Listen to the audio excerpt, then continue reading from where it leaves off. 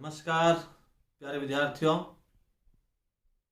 दोनों हाथ गोद में लेके गायत्री मंत्र का सामूहिक मन ही मन या सस्वर उच्चारण करें।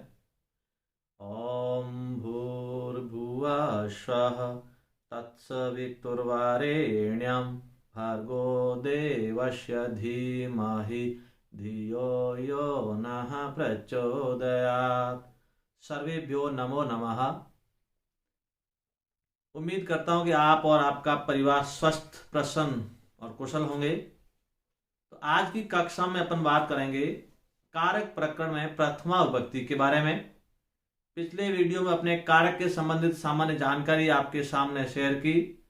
कारक बहुत कठिन होते हैं, विद्यार्थी मानते हैं, होते भी हैं, लेकिन सही सिस्टम से पढ़ने पे वो सरल हो जाते हैं। कारक जिसने समझ लिए उसके लिए संस्कृत की आधी से अधिक ग्रामर पूरी समझ में आ जाती है। तो प्रथमा विभक्ति में कौन कौन से नियम थे, कौन से सूत्र थे, वो मैं सामान्य जानकारी में आपको दे चुका हूं।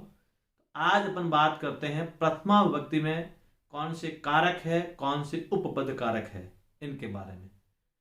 इनसे पढ़ने से पहले प्रथमा विभक्ति के अकारांत से जो ऋकारांत के शब्द है उनके बारे में भी चर्चा करेंगे। कैसे आपको याद करना, बच्चे रटते हैं, रटता नहीं, एक एक याद करने हैं। चलते हैं, अपन बात करते हैं प्रथमा विभक्ति। ऊपर टॉपिक है अपना कारक प्रकरण।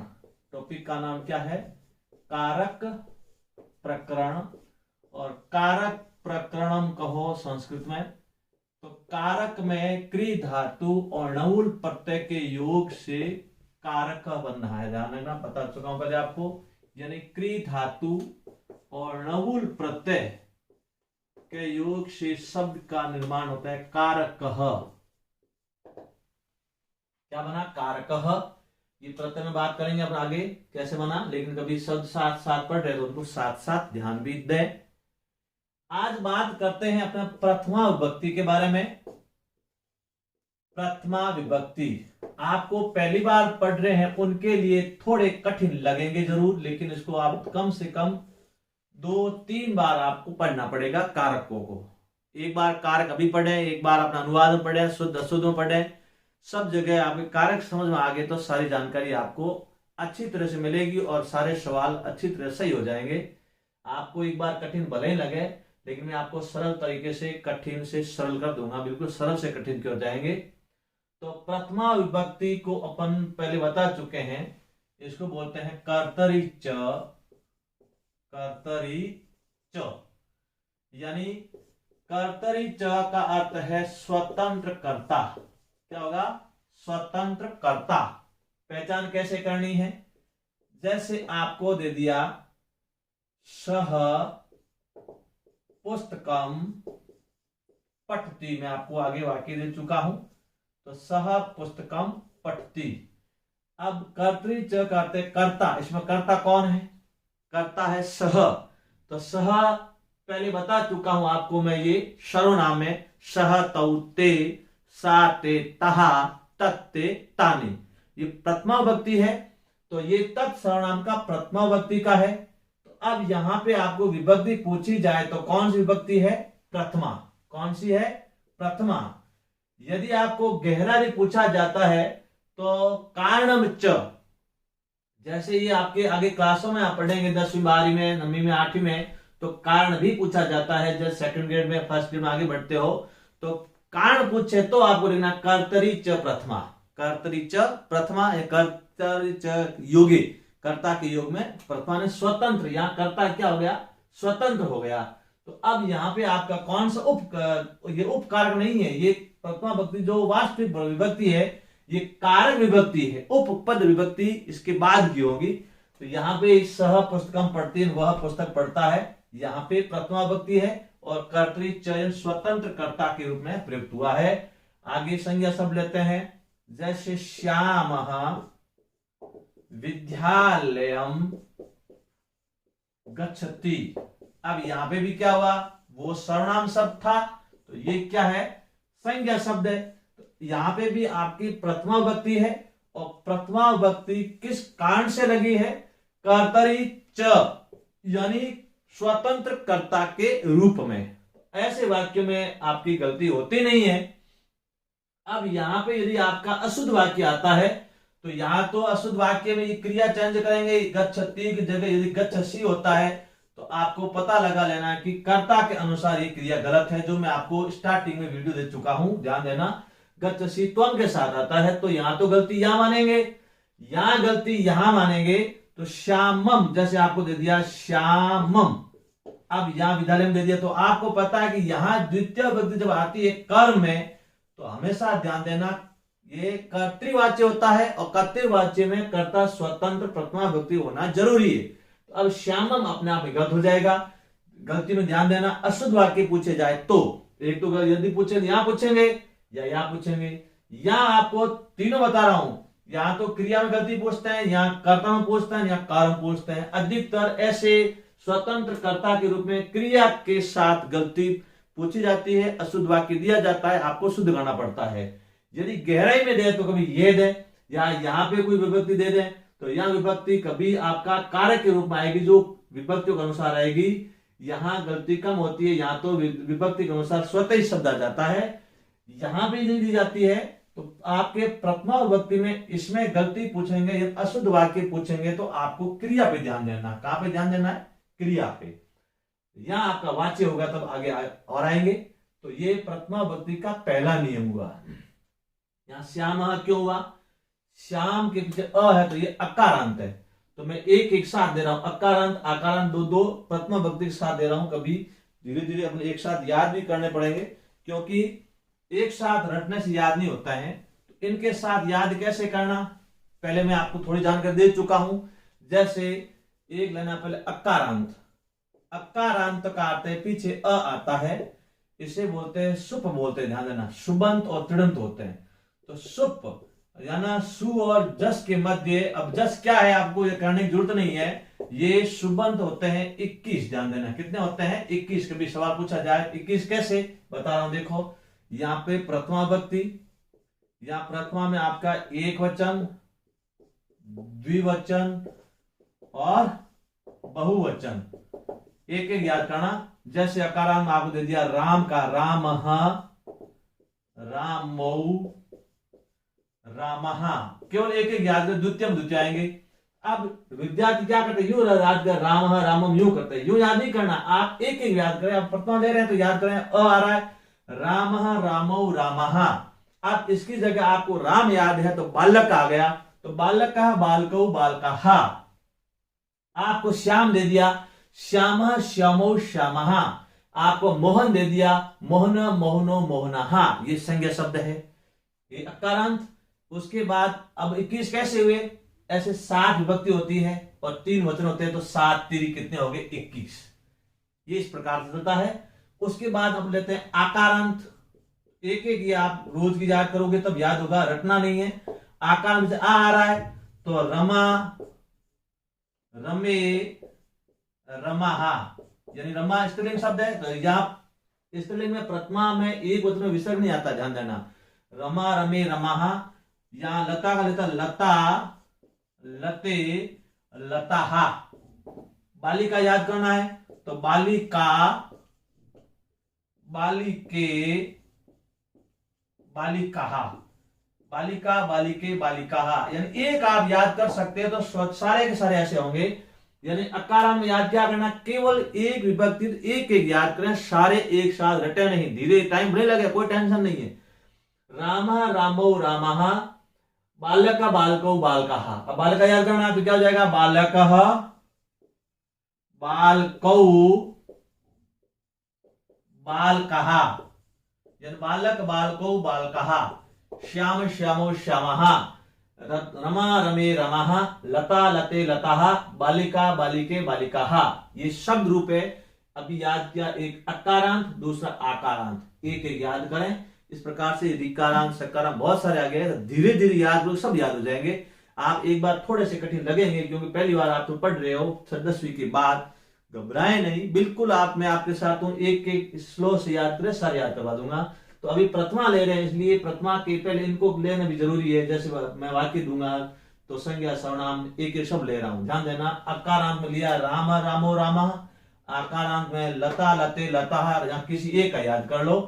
तो ये दो लिए हैं। बोलो रामः रामौ रामः। अब आगे वाले द्वितीय में नहीं बोलनी, द्वितीय विभक्ति में लूंगा तब याद करना। आकारांत में लता लते लताः। अब इसमें पुल्लिंग में इकारांत हरि होगा, तो हरि हरि हरयः। 3-4 याद करते हैं, उसके बाद आगे बढ़ेंगे। जैसे हरि का ले रहे हैं अपन इकारांत, ई छोटा है, इकारांत पुल्लिंग भी होता है स्त्रीलिंग भी होता है। जैसे पुल्लिंग ले रहे हैं हरि का, तो हरि या विसर्ग है या हरि, ये देखो बड़ी हो जाएगी द्वितीय द्विवचन में, हरि हरि हरयः, हरि हरि हरयः। अब आपको याद कर लिया कवि का, तो कवि कवि कवयः। पति का याद कर लिया, पति पति पतयः। अब स्त्रीलिंग में क्या हो जाएगा, मति, तो क्या हो जाएगा, मति मति मतयः। ध्यान देना, मति मति मतयः, पति पति पतयः, हरि हरि हरयः, मति मति मतयः, पति पति पतयः। देखो पति पति पतयः, तो ये इकारांत है। अब बड़ी याद करना है, इकारांत जो स्त्रीलिंग में हो, हमेशा स्त्रीलिंग में होगा। यहाँ क्या ई बड़ी है, तो नदी नदोः नदः, नदी नदौ नदः। ध्यान देना, इकारांत स्त्रीलिंग में नदी है, नदी नदौ नदः। इस प्रकार से साथियों एक एक साथ बोलते रहें। अकारांत में बोलो रामः रामौ रामः। आकारांत में लता लते लताः। इकारांत में हरि हरि हरयः। स्त्रीलिंग में वही होगा, जैसे कोई दिक्कत नहीं, मति मति मतयः।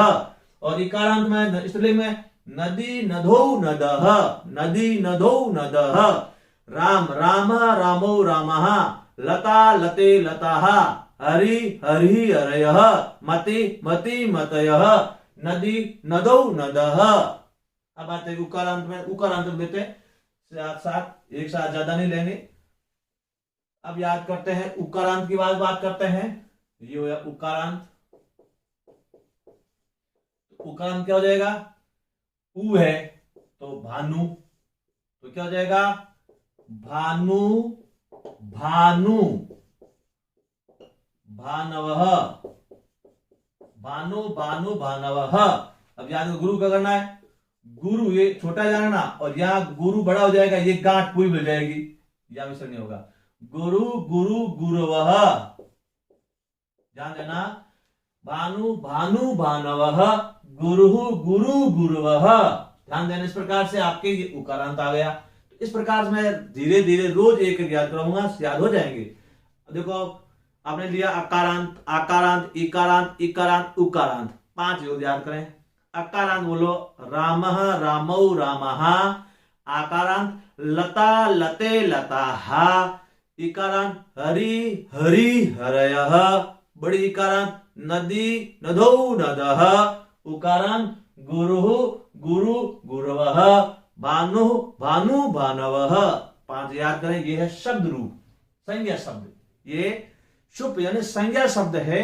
5 ये लिए, क्योंकि अब मैं वाक्य बनाऊंगा इसलिए पहले ये ले रहा हूं कि आपकी जानकारी के रूप में। इस प्रकार से आगे बढ़ेंगे। केवल वाक्य बनाना और पढ़ाना अपना काम नहीं करना, बच्चों को नॉलेज देना कि किस प्रकार से बदलते हैं। अब मैं सर्वनाम पहले ले चुका हूं, वो तो संज्ञा शब्द थे। अब सर्वनाम, जैसे सर्वनाम में तत् ले रहा हूं। तत् मैंने याद किया था, सह तौ और ते प्रथमा के लिए थे, और स्त्रीलिंग में क्या था, सा ते तहा, और नपुंसक में क्या था, तत् ते तानी, तत् ते तानी। ये तत्सर्वनाम हुआ, ध्यान देना प्रथमा का।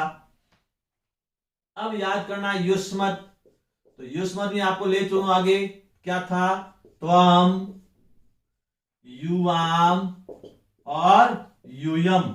अब इनको एक है इसलिए ये लिखो चाहे ये लिखो, आगे कोई शब्द है नहीं। शब्द होता तो अपने आप हिंदी कहां आती, मां कहां आता, मैं पिछले वीडियो सारे दे चुका हूं। तो त्वम युवाम यूयम ये प्रथमा का युष्मद है।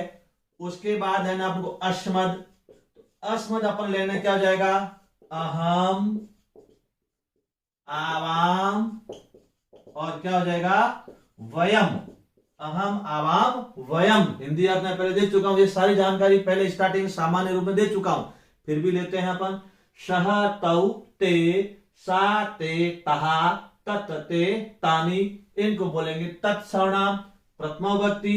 इनका अर्थ है वह, वे दोनों, वे सब। इनका प्रयोग अनुवाद में प्रथम पुरुष के साथ किया जाता है, जो अपन बहुत कई बार बता चुके हैं।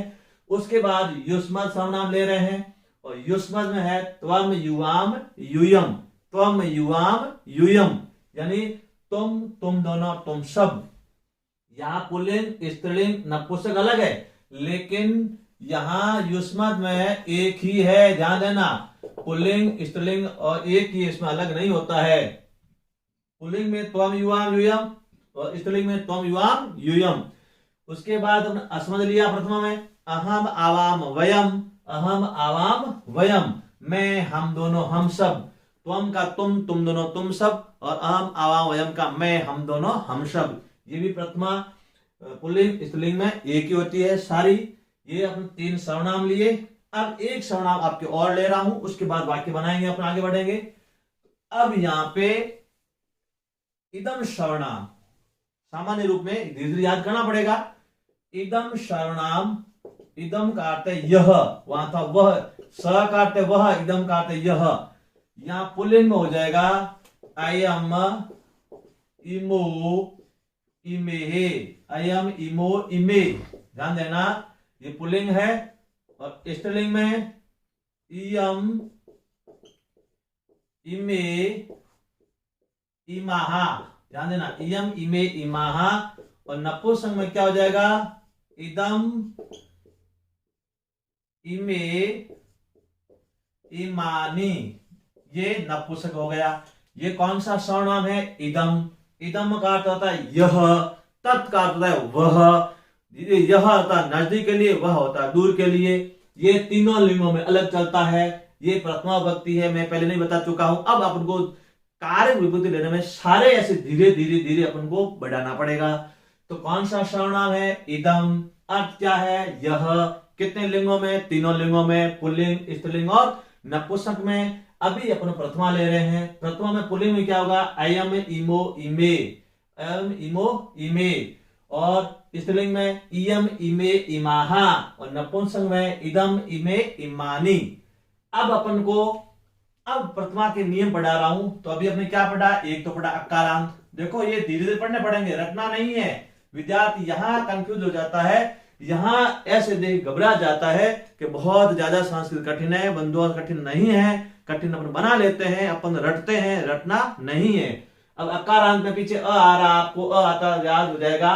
रामः रामो रामः, प्रथमा क्या हो गई, रामः रामो रामः।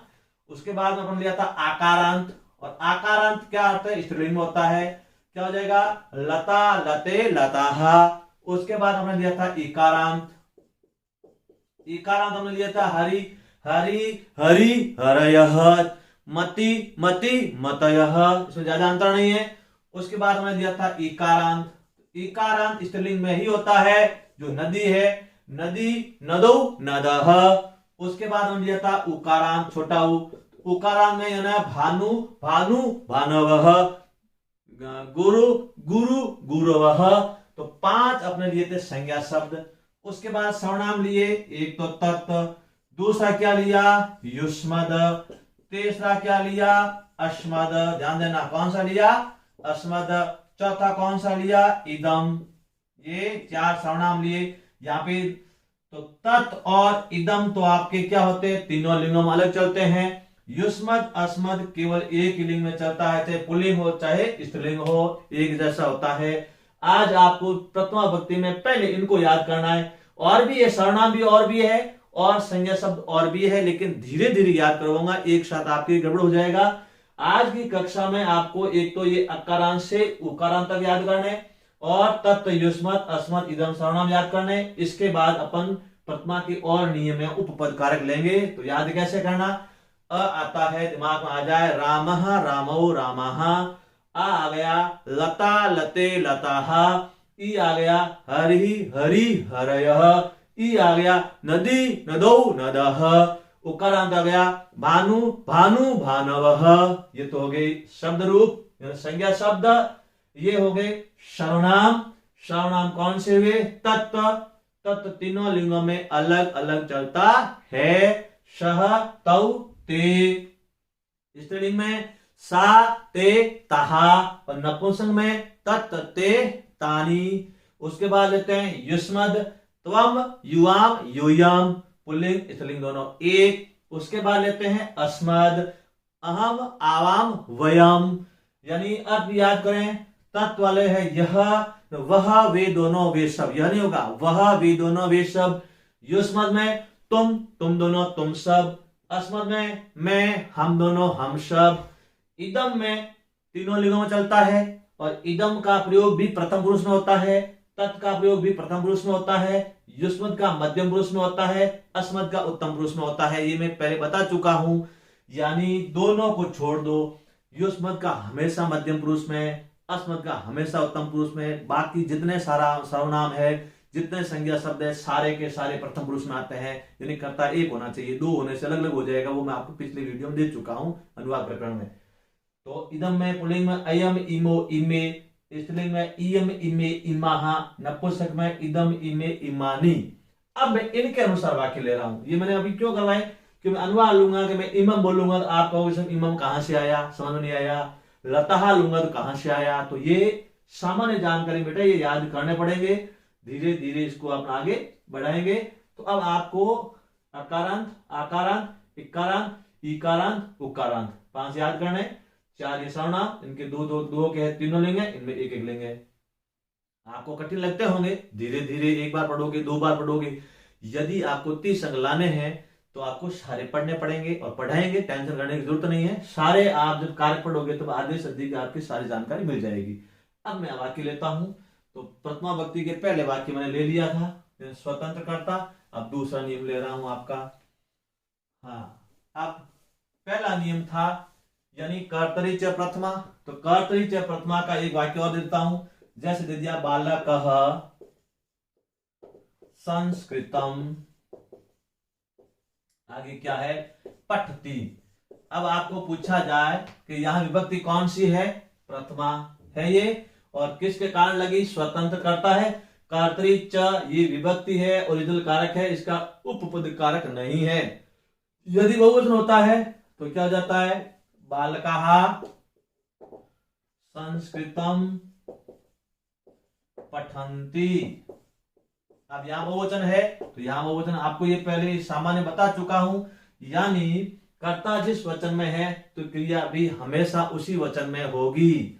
अब ये अनुवाद काम आ गया। अब शुद्ध पूछा तो अब यहां आपको क्रिया गलत दे देंगे, यहां वचन गलत देंगे, तो आपको ये देखना होगा, ध्यान देना। अब इसकी जगह स्त्रीलिंग दे दिया, बालिका संस्कृत पढ़ती है, तो बालिका की जगह क्या हो जाएगा, बालिका। प्रथमा विभक्ति में ध्यान देना, एक वचन में विसर्ग नहीं आता है, बालिका संस्कृतम पठन्ति। बहुत सारे हो जाएगा तो बालिकाः, बालिकाः संस्कृतम पठन्ति। तुम संस्कृत पढ़ते हो, तुम संस्कृत पठसी। मैं संस्कृत पढ़ता हूं, अहम संस्कृतम पठामि। वह संस्कृत पढ़ता है, स संस्कृत पठति। ये आगे दे चुका हूं। जो पहले दूसरे वीडियो सारे दिए, सारे के सारे सामान्य जानकारी में प्रथमा विभक्ति का पहला नियम कर्तरी च स्वतंत्र कर्ता के रूप में। यहां तो विद्यार्थियों ने पहले भी समझ लिया, तो अभी इसमें दिक्कत आएगी नहीं। अब दूसरा ले रहा हूं प्रथमा विभक्ति का कौन सा नियम है वो देखें। यहां तक तो आप, मैं मानता हूं, उम्मीद करता हूं समझ में आ गए होंगे, क्योंकि इसमें पहले आपके कई बार ले चुका हूं। अब दूसरा है संबोधने च। ध्यान देना कौन सा है, संबोधने च। संबोधने च प्रथमा। अब ये उपपद कारक है, ध्यान देना।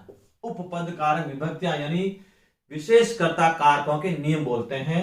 अब संबोधने च का अर्थ है तो ये ध्यान देना, हे, अरे, वो बोलते हैं, ये शब्द आता है, और ये विस्मरण वचन आता है। तो अब यहां क्या हो जाएगा, हे रामः, देखो, हे रामः त्वं कुत्र गच्छसि। ये देखो यहां किस मार्ग आएगा, कुत्र आ गया। अब यहां पे प्रथमा कैसे आ गई, हे रामः, यानी हे आया, संबोधन किया, संबोधन प्रथमा आएगी। और ये विस्मयादि बोधक चिन्ह हमेशा संज्ञा शब्द के बाद आएगा, सर्वनाम से पहले आता है, कभी भी ध्यान देना। अब अशुद्ध पूछेंगे तो यहाँ ये हटाएंगे तो यहाँ देंगे। जैसे आपको ये दे दिया हे राम, जो मैं सारी बता रहा हूं, साथ में कैसे याद करना। अभी आपको ये दे दिया त्वम, ये बाकी दे दिया, और यहाँ दे दिया। क्या शुद्ध है? गलत, अशुद्ध है। क्यों है? क्योंकि विस्मयादि बोधक क्षण हमेशा सर्वनाम के साथ प्रकट कभी नहीं होता है। इस बात का नोट कर लेना। सर्वनाम से पहले ही होता है, संज्ञा के बाद होता है, लेकिन सर्वनाम के साथ कभी भी इसका प्रयोग नहीं होता है। कई बार पूछा जाता है और ये खपीड़ सवाल है जो बहुत हाई लेवल तक हो जाता है, विद्यार्थी कंफ्यूज हो जाते हैं। ये विस्मयादि बोधक चिन्ह कभी भी सर्वनाम के साथ प्रकट नहीं होता है। सर्वनाम है तो ये लिखा है तो वाक्य अशुद्ध माना जाएगा, यानी संज्ञा शब्द के बाद होता है। सर्वनाम है तो सर्वनाम से पहले आ जाएगा, लेकिन बाद में कभी नहीं आएगा। ये आपके शुद्ध अशुद्ध हो गया, अशुद्ध वाक्य शुद्ध हो गया। और अनुवाद पूछा, हे राम तुम कहां जाते हो, तुम क्या कर रहे हो। संस्कृत बनानी, हे आते पता लगाने संबोधन है, और संबोधन में कौन सी लगानी? प्रथमा। तो क्या राम को अर्थात राम अकारांत है, तो हे राम ये विस्मृत आ गया। तुम कहां जाते हो, ये मैं पहले आपको बता चुका हूं उसके नियम। तुमको क्या बोलेंगे? त्वम। कहां को? कुत्र गच्छसि, क्योंकि त्वम युष्मत का सर्वनाम मध्यम पुरुष के साथ होता है, ये मध्यम पुरुष आ गया। कभी भी ध्यान देना, प्रश्न पूछा जाता है तो क्वेश्चन मार्क भी आना जरूरी है। तो देखो, अनुवाद हुआ, शुद्ध शुद्ध हुआ, और कारक भी हुआ, विभक्ति हुई, संज्ञा सर्वनाम सब हो गए। अब आपको पूछा जाए, कभी ऐसा पैराग्राफ आ गया, हे राम रेखांकित आ गया, विभक्ति क अस्ति राम अर्थात प्रथमा। कारण पूछ ले, संबोधन च योगी प्रथमा। ये पूछ लिया विभक्ति कौन सी है? प्रथमा। सर्वनाम कौन सा है? युष्मद्। लिंग कौन सा है? पुल्लिंग स्त्रीलिंग दोनों। वचन कौन सा है? एक वचन। पुत्र क्या है? अव्यय। ध्यान देना, पुत्र क्या है? अव्यय। गच्छसि क्या है? गम धातु। लकार कौन सा है? लट है। पुरुष कौन सा है? मध्यम है। वचन कौन सा है? एक वचन है। गच्छसि कर्ता कौन है? त्वम। त्वम का क्रिया कौन है? गच्छसि। ये देखो पैराग्राफ यही पूछेंगे। यानी ये आप कारक पढ़ते उस समय आपको एक इन सब की व्याकरण आनी जरूरी है, तब मानता कारक समझ में आ रहा है, नहीं तो कारक ऊपर से जा रहा है, समझ लेना। यानी कारक मारक है, कारक तारक है। कारक समझ में आ गए। धीरे धीरे सारी संस्कृत कारक के ऊपर टिकी हुई है, इसलिए मैंने कारक लिए है। कारक बाद में पढ़ाते हैं, क्योंकि पहले पढ़ा देते हैं, कोर्स हो गया, कारक फटाफट पढ़ा देते हैं, चाहे समझ में आए चाहे नहीं आए। ये नींव ये है, ये पढ़ते आपको एक एक शब्द की ग्रामर आनी जरूरी है। अब देखो, हे राम कौन सी व्यक्ति है? प्रथमा। किसके योग में है? संबोधन के योग में। कैसे हुई? हे आ गया और विस्मृत आ गया। यहां कौन सी व्यक्ति है? अब मैंने आगे सर्वनाम लिखे था पहले, अर्थात त्वम प्रथमा व्यक्ति, सर्वनाम युष्मद्। कुत्र क्या है? अव्यय। गच्छसि धातु कौन सी है? गम। पुरुष कौन सा है? मध्यम। वचन कौन सा है? एक वचन। तो परीक्षा में क्या पूछेंगे? देखो तीनों कई, देखो आपकी संज्ञा संधि समास उपसर्ग प्रत्यय धातु लकार पुरुष वचन, ये तो पूछेंगे और क्या पूछेंगे। तो इस प्रकार से याद करना। अब इनमें ये याद करने के बाद संधि समास वर्ण तीन अलग रहते हैं, बाकी सब आ जाता है। संधि समास दो ही है, और वर्ण ये तीन टॉपिक अलग है, वो तीन टॉपिक भी इस पे टिके हुए, वर्ण विचार को छोड़ के सारे के सारे। अब आगे बढ़ता हूं, तो संबोधन में कोई भी कैसे याद आता है तो आपको ध्यान देना। एक तो हे शब्द आएगा, अकारांत आएगा, इकर आकारांत जा सकता है, हे रमा, स्त्रीलिंग आ गया। ये आगे वो कब लिख दो, पुल्लिंग आ गया, स्त्रीलिंग आ गया। अब ध्यान ये देना, शुद्ध शुद्ध में ये विस्मयादि बोधक चिन्ह है, ये संज्ञा शब्द से बाद में आता है और सर्वनाम से पहले आता है, कभी भी सर्वनाम के बाद नहीं आता है। ये शुद्ध अशुद्ध में बहुत ज्यादा पूछा जाता है, तो ये विस्मयादि बोधक सर्वनाम के बाद है, इसका मतलब वाक्य अशुद्ध है। आपके चार ऑप्शन आएंगे, अधोलिखित पद वाक्य अशुद्ध वाक्य का अस्ति, तो चार अशुद्ध वाक्य में तीन सही होंगे तो एक गलत होगा। सही कौन सा? तीन गलत होगा, एक सही होगा, इस बात का ध्यान देना। तो प्रथमा के कितने नियम लिए? दो। पहला कर्तरी च प्रथमा ओरिजिनल कारक, दूसरा उपकारक कौन सा? संबोधने च प्रथमा। उम्मीद करता हूं समझ में आ गए होंगे। अब लेता हूं तीसरा। अब तीसरा लेते हैं अपन, इति अव्यय। इति के योग में ध्यान देना, इति ये शब्द आएगा, इति इसको अव्यय मानते हैं, ध्यान देना। इति आएगा वह हमेशा प्रथमा आएगी। जैसे कैसे आएगा? अहम इमम मैं इनको सुरेशः इति नामना जानामि। आप देखो, ये ऐसा वाक्य आता है, आपको क्या देखना है? अहम जानामि। सबसे पहले आप अशुद्ध पूछे तो कर्ता और क्रिया देखो, अहम के साथ क्रिया सही लगी हुई है, क्योंकि अहम अस्मद है, अस्मद क्रिया उत्तम पुरुष है। जानामि, जानावह, जानामह, जन धातु हो गई। अब इमम आपको याद नहीं होगा, इमम मैंने अभी आपको सर्वनाम दिया था, अयम इदम सर्वनाम बता देता हूं, ये द्वितीय विभक्ति है, द्वितीय तृतीय तक आपके सामान्य जानकारी मिलेगी। इदम सर्वनाम का ये पुल्लिंग है। अयम मैं लिया था इमो, इमे, और द्वितीय इमम, इमे, इमो, इमे, इमान, ये द्वितीय विभक्ति है। तो ये अभी मैंने लिए नहीं, अयम, इमो, इमे, इमम, इमे, इमान, इमम, इमो, ईमान। तो ये इमम इदम सर्वनाम है, इसलिए ये कल द्वितीय विभक्ति में आपको समझ आएगा। रामम याद ऐसे याद नहीं है तो द्वितीय रामम, रामो, रामान मैंने ली नहीं है, इसलिए मैं अभी बता रहा हूं इनको, ये द्वितीय कल समझ आएगी। मैं इनको, और ये हटाते मैं सुरेश इनको इस नाम से जानता हूं।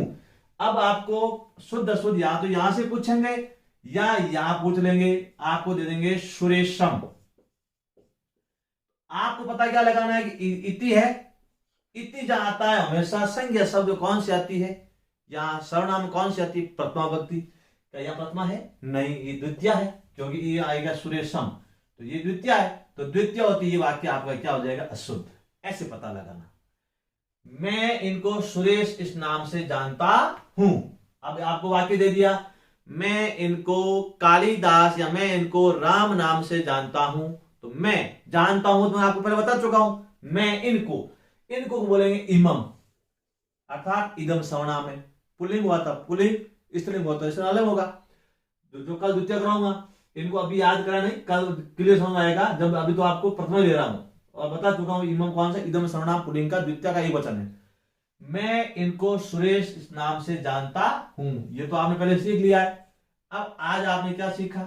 इति, इति में कौन सी आती है? प्रथमा। यदि प्रथमा नहीं है तो क्या हो जाएगी? गलत।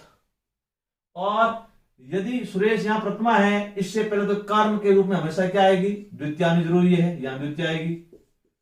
कर्म में जो हम पढ़े थे, सह पुस्तकम पढ़ती, तो ये सह पुस्तकम, तो अहम इमम। हमेशा ध्यान देना, कर्तृवाच्य में सबसे पहले कर्म पे द्वितीय आनी जरूरी है। यहां प्रथमा है तो यहां द्वितीय आनी जरूरी है, तो ये द्वितीय इमम। इस प्रकार से अब ये नया आपको सीखना है, किसके? इति जहां आता वहां कौन सी आती? प्रथमा विभक्ति। कैसे? इति से पहले वाले शब्द को देखना है, प्रथमा है तो आपका राइट, प्रथमा नहीं तो वो वाक्य गलत। ठीक है, ये कितने? तीन हुए। पहला कौन सा? कर्तृच, दूसरा संबोधनेच, और तीसरा क्या होगा? इति शब्द से या इति अव्यय योगे। अब पूरा कराने के बाद एक वाक्य डालूंगा। अब चौथा ले रहा हूं मैं, वाक्य में इतने आएंगे। अब चौथा आपका क्या है? देखिए, प्रतिपादी का अर्थ। चौथा प्रतिपदी का अर्थ है, का अर्थ, प्रतिपदी का अर्थ है निश्चित जानकारी, यानी निश्चित जानकारी, लिंग निश्चित हो। जैसे आपको दे दिया रामः, रहीमः, लता, सरला। अब ये शब्द आगे आपको सिंह, जैसे आपको दे दिया एकस्मिन् वने एकः सिंह प्रतिवस्ति स्म, प्रतिवस्ति स्म, यानी एक जंगल, एक बार एक जंगल में एक शेर रहता था। अब आपको दे दिया सिंह, विभक्ति कौन सी है? प्रथमा। प्रथमा ले रहे हैं, कौन सी विभक्ति है? प्रथमा। कैसे हुई? एक ही शब्द है, इसका मतलब क्या हुआ? ये प्रतिपादी का अर्थ। हालांकि इसको देख के वो स्वतंत्र कर्ता भी है, लेकिन वाक्य में समझा रहा हूं, ये स्वतंत्र कर्ता कारण पूछेंगे तो या तो स्वतंत्र कर्ता होगा या प्रतिपादी का अर्थ होगा। वाक्य पैराग्राफ के अनुसार ध्यान देना, या लिंग होगा स्त्रीलिंग तो क्या हो जाएगा? एका नयिका अस्ति, एका बालिका अस्ति, इसलिए हो जाएगा। नपुंसक हो जाएगा एकम फलम अस्ति, एकम पुस्तकम अस्ति, ये नपुंसक हो जाएगा। तो ये प्रतिपादी का अर्थ एक शब्द होगा, निश्चित जानकारी होगी, जैसे राम है, श्याम है, लता है, सरला है, सिंह है, पुल्लिंग स्त्रीलिंग नपुंसक में निश्चित होगा, एक ही होगा। ठीक है, अब आते हैं अपन लिंग वचन परिमाणे च। लिंग, संस्कृत में इसको लिंग ऐसा लिखा जाता है, लिंग वचन और परिमाण, परिमाण न परिणाम, परिमाण। इसमें लिंग निश्चित नहीं है, पुल्लिंग स्त्रीलिंग नपुंसक तीनों साथ आ सकते हैं, इसमें एक एक आएगा। ध्यान देना, पुल्लिंग का एक है तो स्त्रीलिंग का एक है, नपुंसक का एक निश्चित है, इसमें निश्चित नहीं है। जैसे आप बोले तट, तटी, तटम, तीनों साथ आएंगे। फलम फले, फल्लानी, कृष्णा कृष्णा कृष्णम, कोई भी आ सकता है। तो इसमें हो जाएगा लिंग वचन परिमाणे च, यानी ये भी प्रथमा आती है, प्रतिपादी प्रथमा आता है। ये अपने आप पता लग जाएगा कि कारण नहीं पूछे जाते, पूछे जाए तो ध्यान देना, ऐसा आता है तो आप लिखना है लिंग वचन परिमाणे च, तीनों सूत्र साथ आता है इसका, लेकिन कभी नहीं आता है, याद अलग करना है। इसका सूत्र साथ आएगा, कैसे आएगा? प्रतिपदी का अर्थे, पदी का अर्थे लिंग वचन परिमाणे च, परिमाणे च, ये पूरा का पूरा एक लाइन आएगा। अब मैं एक अलग में समझा रहा हूं कि प्रतिपादी का अर्थ क्या हुआ, जहां लिंग निश्चित हो, जानकारी पक्की हो, फैक्ट हो, इस प्रकार से ये। और लिंग का अर्थ एक लिंग अर्थात पुल्लिंग स्त्रीलिंग नपुंसक के साथ साथ आएंगे, निश्चित नहीं है, यानी एक साथ आएंगे। और ये शब्द आएंगे जो जानकारी नहीं दे रहे कि लिंग पुल्लिंग का है, वो स्त्रीलिंग का नपुंसक का है। वचन जैसे आ गया, ए संख्या में एक, एका, एकम आ गया, बहव आ गया, कोई भी आ गया, तो ये भी संख्या में आ गए, वचन आ गए। परिमाण में आएंगे तो द्रोणी हो गया, बाल्टी, द्रोणी, ध्यान देना, ब्रूही, ब्रूही बोलते हैं, आडकम, खारी है, ये आते नहीं आपके, हालांकि बहुत उच्च लेवल के हैं, लेकिन बता रहा हूं साथ साथ में। द्रोणी, बाल्टी, ब्रूही, मान लो बाल्टी भर पानी लाओ।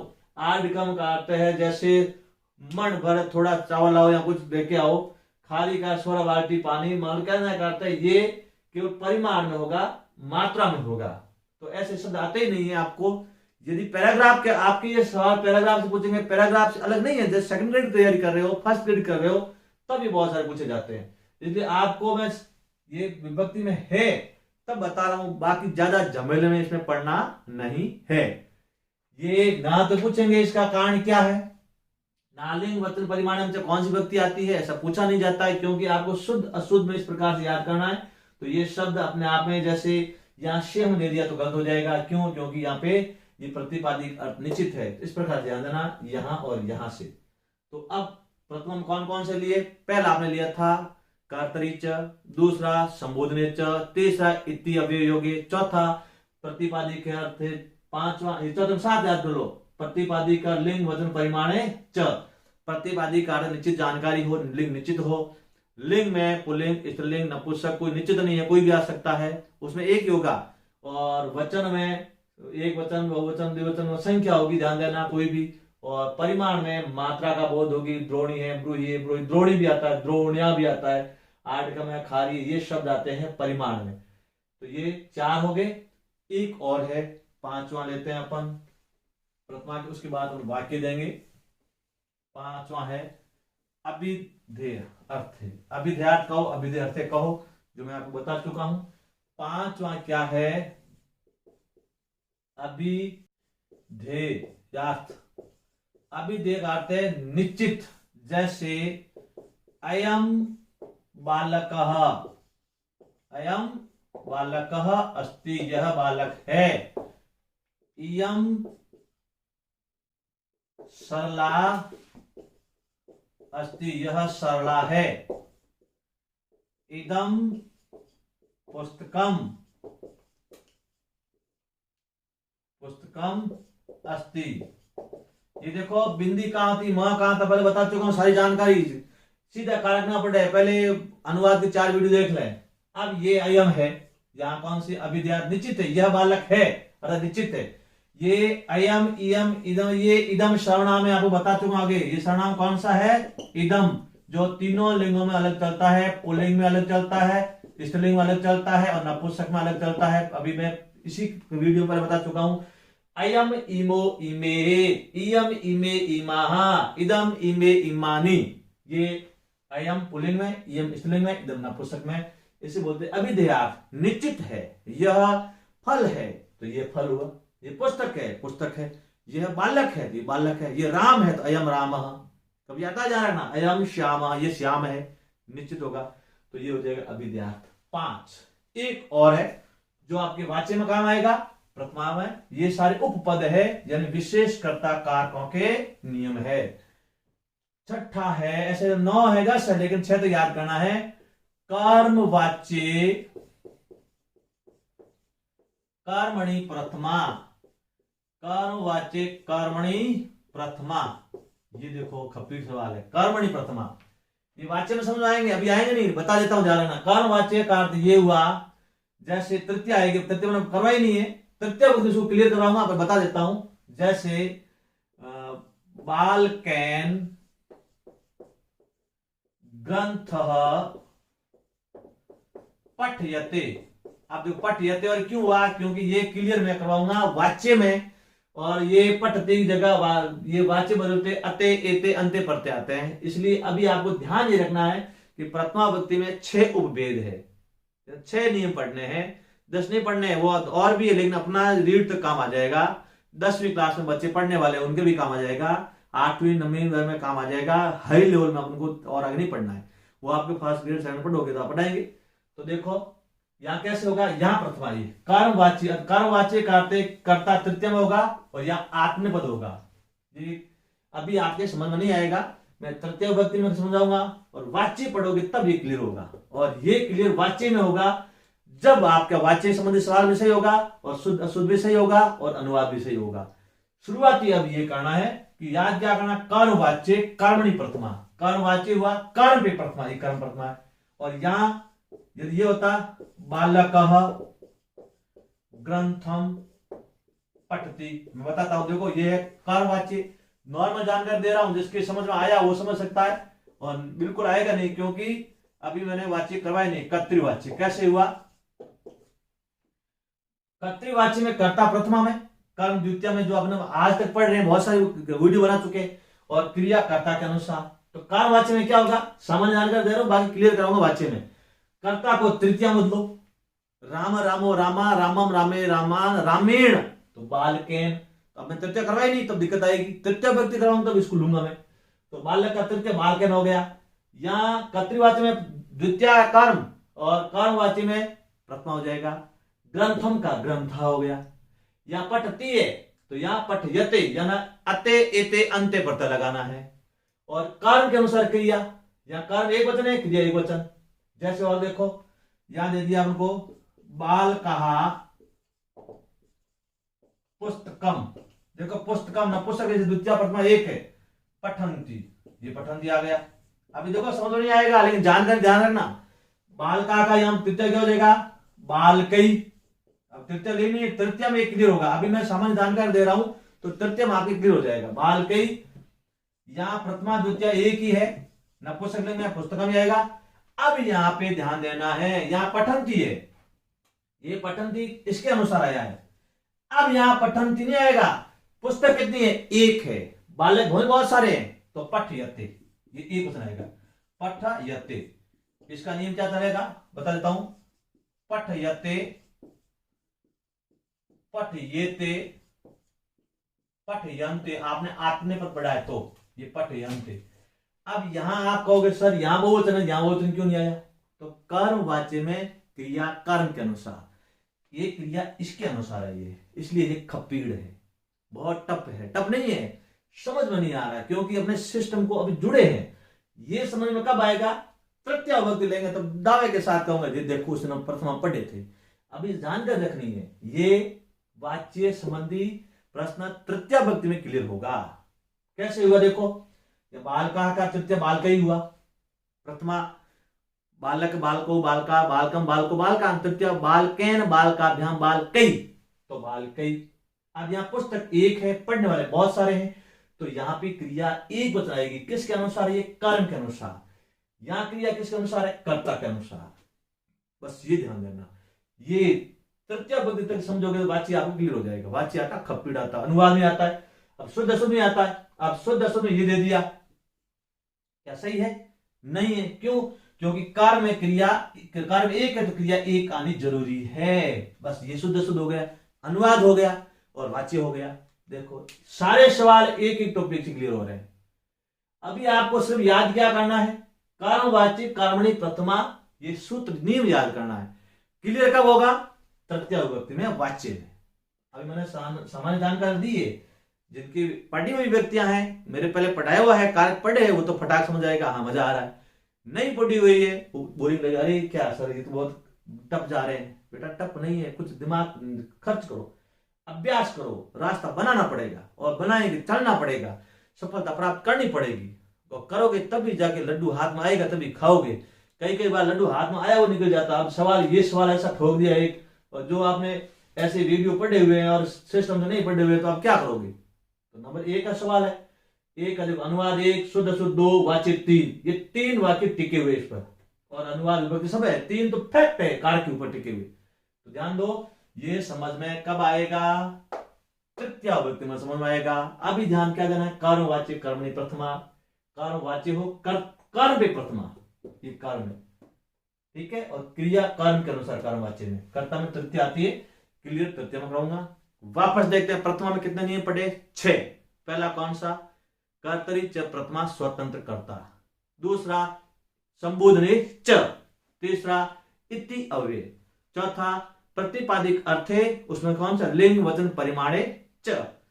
पांचवा क्या पढ़ा? अभिधेयात अयम इमो इमे, निश्चित शब्द हो गए। छठा क्या पढ़ा? कर्मवाच्य कर्मणि प्रथमा, कर्मवाच्य हो कर्म पे प्रथमा होगी। कर्मवाच्य में क्या होगा? कर्तव्य तृतीय होती है, और कर्म पे प्रथमा, क्रिया कर्म के अनुसार। ये मैं वाच्य में करवाऊंगा। अब मैं पांचों अक्षरों के वाक्य दे रहा हूं, तो प्रथमा भक्ति पूरी हुई।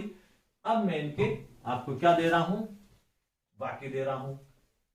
कैसे देना देखो, पहले अनुवाद दूंगा, उसके बाद संस्कृत कर लें अपना आप ही। पहला देखो, श्याम बाजार जाता है। दूसरा, हे कृष्ण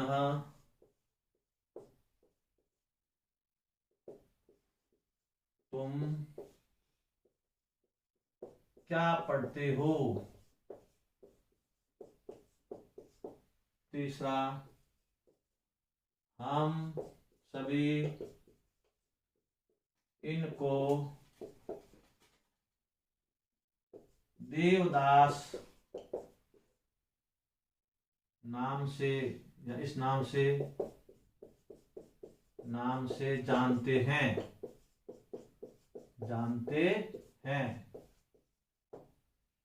चौथा क्या लिया था? चौथा आपका वही था, कौन सा? लिंग वचन परिमाण का लिया था।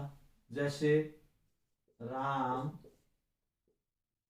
श्याम, रहीम, सरला, फल, ये आगे। तो पांचवा वाक्य लिया था, यह बालक है।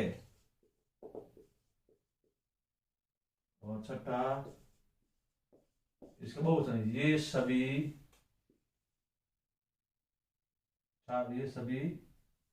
बालक है। निश्चित हो गया।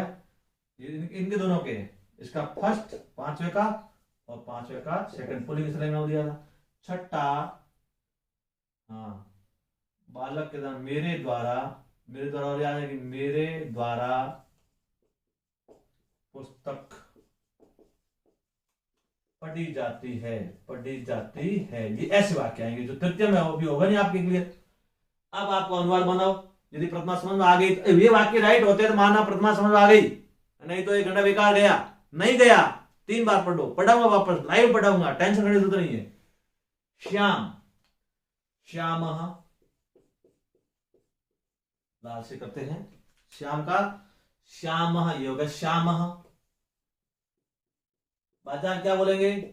आपणम, आपणम। जाता है, अब श्याम संज्ञा शब्द है तो गच्छति, ये गच्छति आ गया। अब आपको अनुवाद आता है हिंदी में, ये संस्कृत हो गया। संस्कृत आता है हिंदी को, शुद्ध शुद्ध आया तो यहां गलत होगा, या यहां गलत होगा, यहां गलत होगा। वाच्य बदलना है तो इसे वाच्य बदलेगा। ये तीनों हो रहे देखो। अब हे कृष्ण का, हे कृष्ण, ये समुद्र से हो गया, ये कर्ता स्वतंत्र हो गया। तुमको त्वम, क्या, किम, पढ़ते हो, पट से।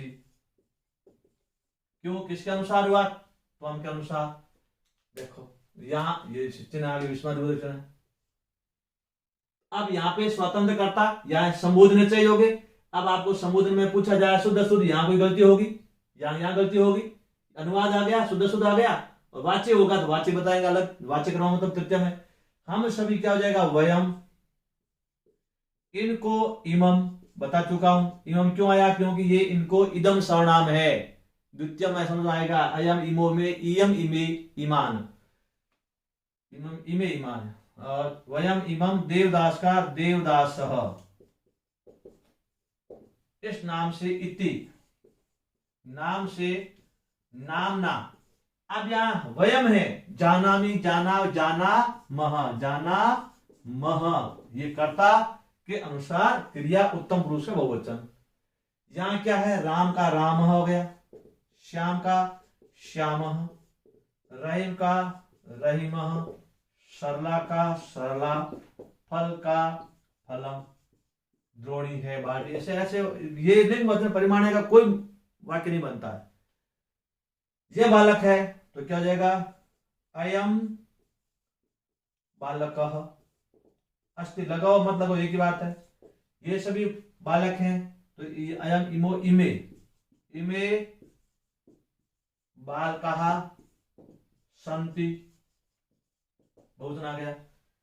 अब ये खपीड़ है, ये वाच्य का है, तृतीय में आएगा तभी समझ आएगा। अभी बता देता हूं, मेरे द्वारा, अहम आवाम वयम प्रथमा है, माम आवाम अस्मान द्वितीय है, मया आवाभ्याम अस्मा भी तृतीय। तो क्या हो जाएगा? मया, मया पुस्तकम। देखो प्रथमा द्वितीय आएगा, पुस्तकम में आएगा, पढ़ी जाती है, पठयते, चाहे इसमें कोई भी आ जाए। अब देखो यहां मया अस्मद है, लेकिन प्रथमा विभक्ति के अलावा यहाँ तृतीय होते ही यहाँ प्रथम पुरुष आएगा। ये डीपली समझाऊंगा वाच्य में और तृतीय विभक्ति में। अभी से यहाँ पे समझ नहीं आएगा, नॉलेज जरूर रखना है कि कर्म वाच्य में, कर्म में प्रथमा विभक्ति होती है, ध्यान देना। तो ये प्रथमा विभक्ति के आपके एक विभक्ति हुई अभी तक। कौन सी विभक्ति? एक, प्रथमा। ये वापस करवाऊंगा, तृतीय द्वितीय चलती रहेगी, वाक्य चलते रहेंगे, कंटिन्यू चलते रहेंगे, ध्यान रखना। सारी विभक्ति होगी तब तक ये समझ आ जाएंगे। प्रथमा में 6 नियम है। कितने नियम पढ़े? 6। कर्तरी च प्रथमा, संबोधन च प्रथमा, इति अवयव प्रथमा, ध्यान देना। प्रतिपादिका अर्थ लिंग वचन परिमाण च प्रथमा। और नेक्स्ट क्या पढ़ा था? अभिधेयार्थ प्रथमा और कर्म वाच्य कर्मणि प्रथमा। वाक्य दे शुद्ध शुद्धि, आगे बढ़ेंगे। कल ध्यान देना, प्रथमा विभक्ति पूरी हुई है। कल प्रथमा की प्रैक्टिस कराऊंगा, उसके बाद आगे बढ़ूंगा। धन्यवाद।